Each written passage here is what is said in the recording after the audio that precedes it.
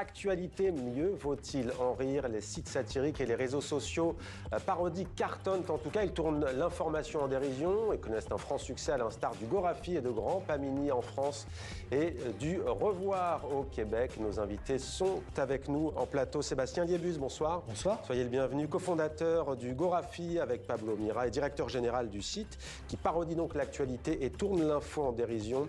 Vous sortez comme chaque année le meilleur de vos articles. Elon Musk déclare qu'il n'est pas raciste car il a un ami orange.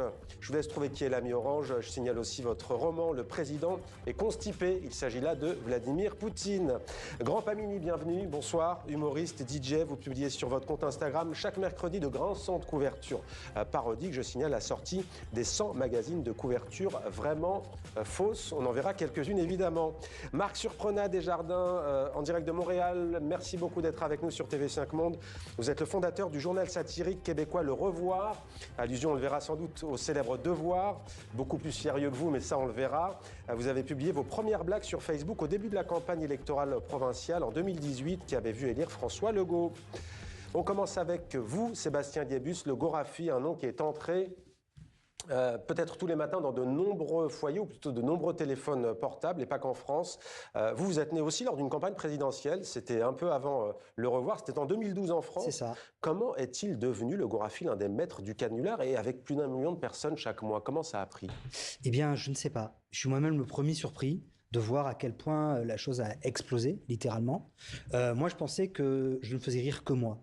Parce que c'est un humour très particulier, c'est un humour un rire un peu intérieur, qui est un peu référencé, un peu clin d'œil, qui va jouer sur l'actualité. Il faut avoir la référence très vite quand même, mine de rien. Oui et non, parce qu'on joue beaucoup sur le titre de presse. On va reprendre un titre, on va parfois faire une inversion de sujet, on va changer un mot, mais la musicalité du titre de presse reste le même. Et moi, j'avais découvert The Onion quelques années plus tôt. Et c'est un site parodique américain. Exactement. Et j'ai trouvé qu'on était assez sur le même niveau humour. J'adorais ce genre Vous les avez contactés un jour, du coup? Oui, je les ai rencontrés plusieurs fois. Je les ai rencontrés plusieurs fois. Et j'ai essayé de faire ça à la française, en quelque sorte. Et vraiment, je ne m'attendais pas à ce phénomène. Et on va voir bien entendu quelques exemples. Évidemment, Grand Pamini, vous, l'aventure, elle est née sur Instagram. C'est parti comment? Oui, c'est alors beaucoup d'ennuis, bien sûr, donc j'ai décidé de faire quelque chose. Alors et j'ai commencé avec Escalator Magazine. Et ça a fait rigoler mes copains, donc j'en fais un autre, et puis maintenant je suis coincé, il faut que j'en fasse plein, un par semaine. Ouais, vous, ce sont les couvertures, c'est pas forcément la une du journal du matin, c'est vraiment les magazines conso, les magazines sportifs, les magazines récréatifs, il y a de tout. Oui, pour moi c'est très important que chaque semaine ça soit différent, qu'on a l'impression qu'on tombe sur un vrai magazine, et donc je reprends les polices d'écriture, tout ça, et je change le problème et le sujet, bien sûr. Et vous ironisez aussi, bien entendu, sur les tendances du moment, parfois. Évidemment. On va le voir. Marc Surprenat Desjardins, vous, je citais votre naissance, c'était 2018. Le Revoir, évidemment, un clin d'œil au célèbre Devoir, qui va bientôt fêter, il me semble, ses 116 ans, au mois de janvier. Oui, effectivement, c'était pour avoir aussi... Le Devoir est plus sérieux que les autres journaux ici. Alors, c'était pour montrer qu'on faisait de l'humour sérieux, nous. Vous êtes le pendant symétrique du Devoir, en fait. En fait, on s'est basé sur plutôt des tentatives de désinformation de sites d'extrême droite québécois pour avoir un pendant plus à gauche, pour essayer de déplacer la fenêtre d'Overton. Ouais. D'ailleurs, j'aimerais en prendre une parce qu'il y en a un qui vous inspire beaucoup. C'est l'essayiste Mathieu Bock-Côté, essayiste éditorialiste en France, à CNews, Valeurs Actuelles ou Europe 1. Pourquoi il vous inspire? Ben, il est ultra présent, il est partout. C'est presque Big Brother, la présentation. Ouais. Et puis, à chaque fois, il se plaint d'être censuré. Alors, on n'a pas le choix de... Comme il est partout, faut parler de ce qui est partout aussi. Si on parle de quelqu'un qui est inconnu, ben là, évidemment, ça marche, ça fonctionne moins. Ouais. Mathieu aussi parle très vite, fait qu'il y a beaucoup de matériel qui nous donne gratuitement. Alors, on va poursuivre avec vous, Sébastien Liébus. Vous dites notre filiation au Gorafi, c'est The Onion. Vous en avez parlé. Pierre Dac aussi, humoriste français qui a lutté contre le régime nazi en France et qui avait créé L'Os à Moelle. Il y a encore Les Nuls, plus récemment, évidemment. Et pour Pierre Dac, je voudrais juste faire une petite parenthèse. On va essayer de lancer une opération l'an prochain pour le faire rentrer au Panthéon. Ouais. Je pense que ça C'est enverrait une exclusivité de TV5 Exactement. que vous venez ce soir. Tout à fait. On va lancer une pétition, un mouvement pour en faire entrer Pierre Dac au Panthéon. Bon, bah alors à TV5 Monde, à nos réseaux sociaux, donc Pierre Dac au Panthéon. Alors vous, tout de même, on rit beaucoup évidemment, mais on a presque l'impression que, je ne sais pas si c'est la mission que vous donnez, mais d'être les porte-voix des sans-voix, en fait, en tout cas, de lutter contre les injustices et les oppressions. C'est le principe de la satire politique. Ouais. C'est-à-dire que Mark Twain l'a théorisé de cette façon. C'est un coup de poing qui part de bas en haut. Et non l'inverse, parce qu'on voit souvent arriver en ce moment sur certains réseaux une satire qui inverse ce coup de poing. Mais c'est un coup de poing donc, qui va aller pour attaquer le pouvoir et défendre ceux qui ne peuvent pas se défendre. Et quand on parle de pouvoir, ça peut être un pouvoir politique, financier ou religieux. Ou religieux, justement. Alors voilà, le jour, je parle sur le jour de la mort du pape, au printemps dernier, il refuse, voilà ce que vous écrivez, il refuse 2 fois le poste de pape et se fait radier de France Travail. Oui. Il refuse 2 fois le poste de pape et se fait radier de France Travail. Ça rigole beaucoup sur le plateau et en régie. Vous n'avez pas peur de blesser? Vous avez quand même des lignes là. Ça ne blessera pas selon vous? Peu importe le sujet, vous blesserez toujours quelqu'un. Ouais. C'est-à-dire que même si vous faites des blagues sur les collectionneurs de petites cuillères, il y a toujours un collectionneur de petites cuillères qui va vous écrire, sur la planche, alors, hein. vous dire « Ah, c'est scandaleux, c'est pas drôle ». Voilà, donc on fait des blagues sur tout le monde. On n'a pas non plus de personnes sur lesquelles on va taper systématiquement. Mais Jean-Yann l'avait aussi théorisé à son époque. Il faisait des chroniques différentes sur différents types de personnes chaque jour. Et le dernier jour, ça tombait sur un militaire. Et le militaire, il n'était pas content parce que fallait pas taper sur les militaires. Ouais. Mais puisqu'on parle effectivement de sensibilité ou de blesser, ou en tous les cas de faire des dessins polémiques, par exemple, j'aimerais vous montrer celui de Charlie Hebdo sur Rokhaya Diallo, qui a beaucoup fait réagir en France, notamment, mais pas seulement, l'essayiste et journaliste Rokhaya Diallo, qui a dénoncé un dessin hideux qui vise à me rappeler ma place dans la hiérarchie raciale et sexiste. Est-ce que vous avez un avis sur ce sujet? Charlie Hebdo se défend en disant qu'il a voulu attaquer des positions politiques de Rokhaya Diallo. Qu'en pensez-vous? Alors moi, sur ce dessin très précisément, je trouve que c'est pas bien maîtrisé en fait. C'est qu'on peut parler de tous les sujets, mais il faut vraiment bien serrer toutes les vis. Surtout plus le sujet est sensible, plus il faut vraiment que ça soit extrêmement bien écrit à la virgule. Vous l'avez vu à Montréal, vous, ce dessin sur Rokhaya Diallo? Oui, on a vu ce barbeau-là ici à Montréal. C'est assez choquant parce que c'est vraiment du racisme primaire. La défense aussi qui ont utilisé comme quoi ils voulaient faire un hommage à Joséphine Baker, c'est encore plus révoltant là, selon plusieurs d'entre nous. Rokhaya Diallo dénonce d'ailleurs un manque de respect pour la grande Joséphine Baker. Ouais. Ben c'est ça. Je vais faire je vais continuer dans les mots du fondateur du Gorafi. C'est vraiment la satire politique, c'est un coup de poing qui part vers le bas, vers le haut. Or là, c'est vraiment comment je pourrais dire, donc c'est écraser quelqu'un, une femme de surcroît.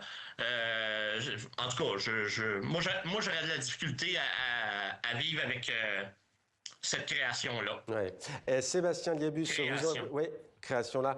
Grand Pamine, on va en faire quand même quelques-unes. Alors, toujours à la limite de l'escroquerie, ça se de Radin Malin, on va l'avoir peut-être Radin Malin. Donc, effectivement, c'est un petit peu plus léger. C'est plus léger. Un restaurant, aller faire pipi au moment de l'addition. Bah, on l'a tous fait, donc c'est très important. Et, enfin, tous, je vous en prie.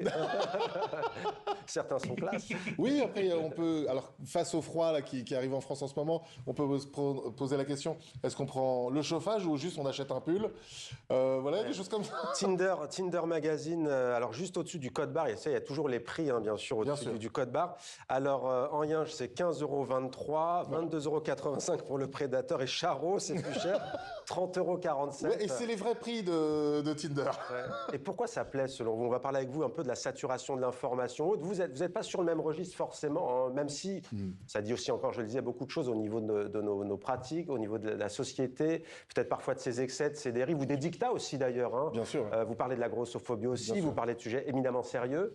Qu'est-ce qui prend, selon vous? Les gens ont besoin de ça, le public a besoin d'un autre... J'ai l'impression, dans ce qui plaît le plus aux gens, c'est le parfum il y a un petit parfum de vengeance. C'est-à-dire que face à les attaques qu'on a dans la société, s'il y a une super blague bien sentie, bien tournée et qui attaque juste, c'est très agréable de s'en servir pour se venger des petites choses de la vie. Ouais. Je vous ai pas fait réagir sur la polémique Roccadello, pardonnez-moi. Moi, je dis souvent, si on a besoin d'expliciter un dessin, c'est qu'il y a un problème de base.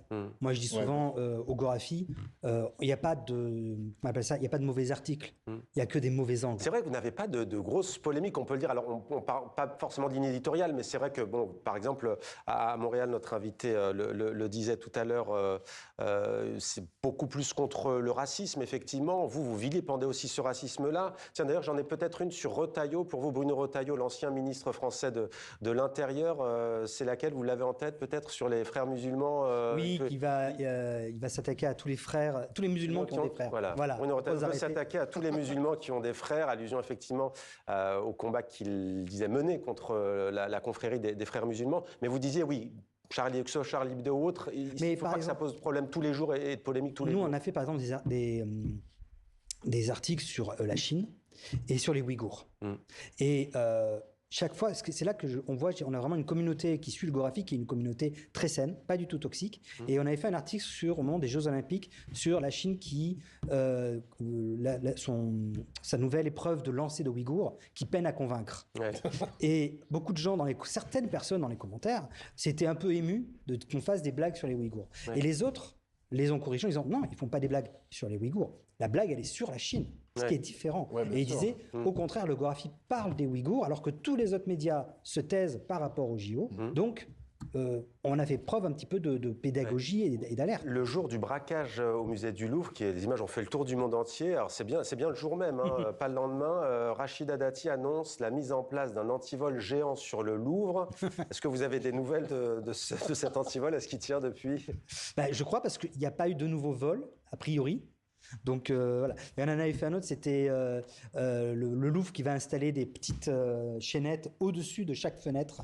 Ouais, des chaînettes. Oui, comme ça, il suffit de l'enjamber. Mais ça, voilà. Il suffit de l'enjamber. Marc Surprenat, Desjardins, vous au Québec, vous comparez quand même souvent, les Français, Québécois, cousins, vous comparez souvent à la France. Vous suivez beaucoup pour vous inspirer de ce qui se passe sur la scène politique, notamment. D'ailleurs, de l'actualité internationale, vous en avez fait pas mal aux dernières municipales à Montréal, il me semble, en disant que Vladimir Poutine avait félicité l'un des candidats qui, effectivement, n'avait pas gagné. Oui, effectivement. Vous savez, le Revoir s'adresse à la seule communauté francophone en Amérique du Nord. Donc, un de nos trucs, si je peux nous dévoiler, c'est de coller l'actualité locale à l'actualité internationale. Une fois, Kim Kardashian était venue à Montréal, je ne sais pas trop pourquoi, puis on avait dit qu'elle était satisfaite du déneigement de la ville de Montréal. Pour nous, Québécois, la qualité du déneigement, c'est très important, mais Kim Kardashian, elle s'en fout, là. C'est pas pantoute dans ses... Puis ça fait réagir les gens. Puis je pense que aussi l'important, surtout dans le monde actuel, c'est de pas trop être trop décalé de la réalité. Ouais. D'avoir juste 1 degré ou 2 de différence avec la réalité. Puis si je peux réagir sur le lancer de Ouïghours, nous, on a eu un problème aussi avec la dynastie saoudienne au moment où on disait qu'on allait vendre des nappes de cabane à sucre qui sont le même tissu que les gens de la dynastie saoudienne, là, ça n'a pas passé, là, mais on voulait juste être gentil, mais non. Voilà, c'est ça. Vous avez des pressions parfois. Le Gorafi, ça se passe plutôt bien?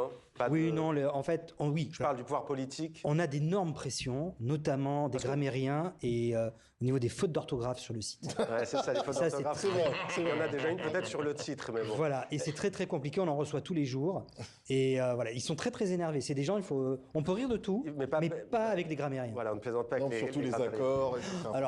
Alors juste, messieurs, quand même, est-ce qu'on a envie, parce que là, on est en train de parler de ça, mais vous êtes une vraie, vous sollicitez des humoristes, par exemple, qui écrivent des artistes. Vous avez une rédaction, en fait, hein, c'est un vrai travail. Oui. Ouais. C'est des auteurs qui travaillent avec nous et qui écrivent pour des humoristes et qui sont eux-mêmes parfois comédiens.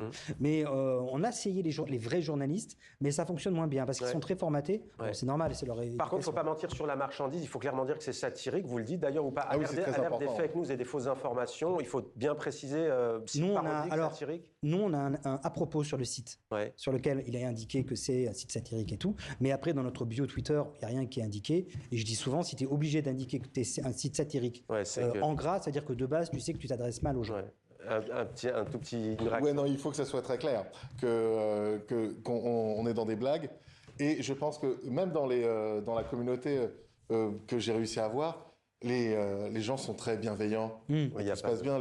Et les attaques, c'est vraiment sur l'orthographe. Ah oui. Voilà, à vous aussi, alors. Ouais, ça peut arriver. Oui, merci beaucoup à tous les trois d'avoir été avec nous. Sébastien Liébus, merci également à vous, Grand Pamini, et à Marc Surprenat-Desjardins en direct de Montréal, d'avoir pris le temps donc de nous informer. Oui. Si je peux juste dire, nous, on est barrés de X-Twitter. Ils nous ont cancellés. Bon, voilà. Et donc, on rappelle quand même l'exclusivité. Hein. Vous allez déposer une demande officielle. Oui, et je travaille avec Jacques Pessy, qui est le neveu adoptif de Pierre Dac. Et c'est son grand projet pour 2026. Voilà. Eh bien, merci à tous les trois d'avoir été avec nous. C'était un plaisir.